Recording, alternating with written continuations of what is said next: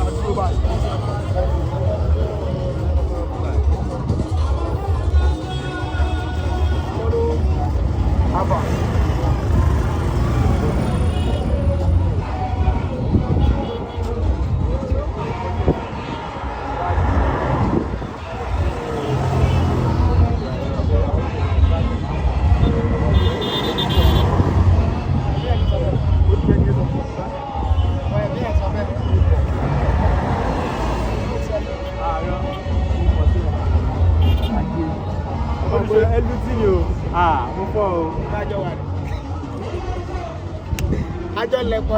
Olùjọ́ náà. Alẹ́rí mọ́ olùjọ́. Ajọ olùjọ́ ní kí ìjọba fún àbọ̀ aláàbò ìlú wa.